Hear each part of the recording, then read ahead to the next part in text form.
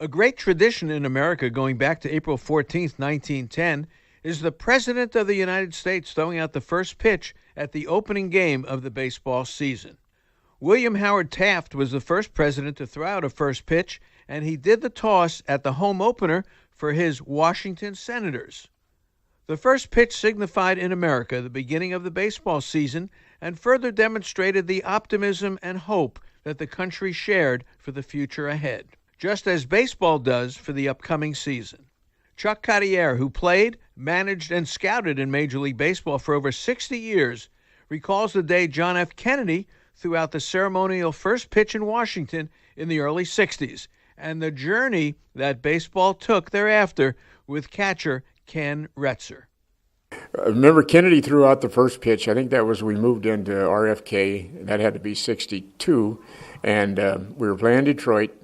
And JFK was there. Of course, he was hatless, sitting in his presidential box. And before the game, he was going to had all the Tiger players and all the Senator players out in front of his box. And he threw a ball out. And we had a catcher named Kenny Retzer.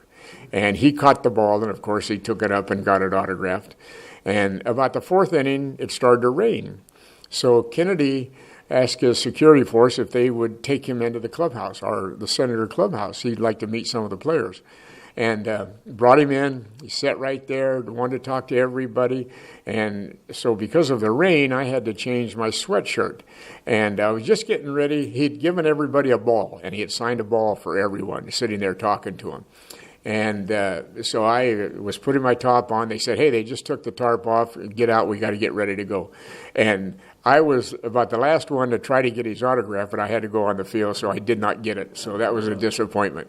Kenny Retzer had to be the guy that happened to catch it, and he had it mounted in a nice little glass cage. And the carpet cleaners came over to the house, and he was bragging about what had happened. And he let the carpet cleaners clean the rugs, and they left. And the next morning, he asked his wife, he said, hey, have you seen the ball? And he has not seen the ball since. Curt Smith, nationally known baseball historian and author of The Presidents and the Pastime, The History of Baseball in the White House, tells us of the powerful moment when President George W. Bush threw out the first pitch at Game 3 of the 2001 World Series in Yankee Stadium only 7 weeks after the tragic events of 9/11. Curt Smith describes the healing effect that pitch had in New York and across America. He goes to Yankee Stadium, W does, before the third game of the 2001 World Series.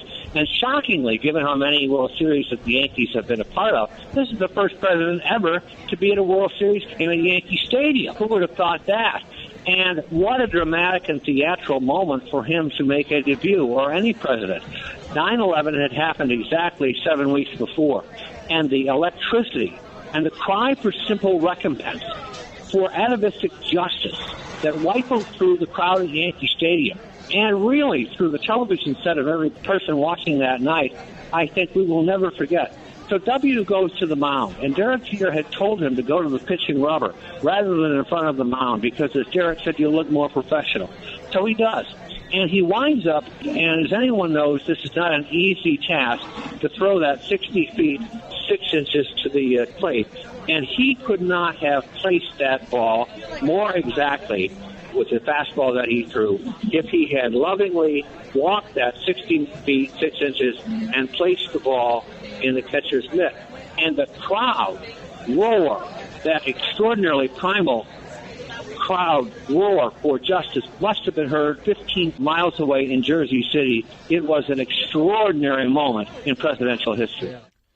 Franklin Delano Roosevelt threw out the most first pitches, 8, while Harry S. Truman and Dwight David Eisenhower threw out first pitches 7 of their 8 years in the White House.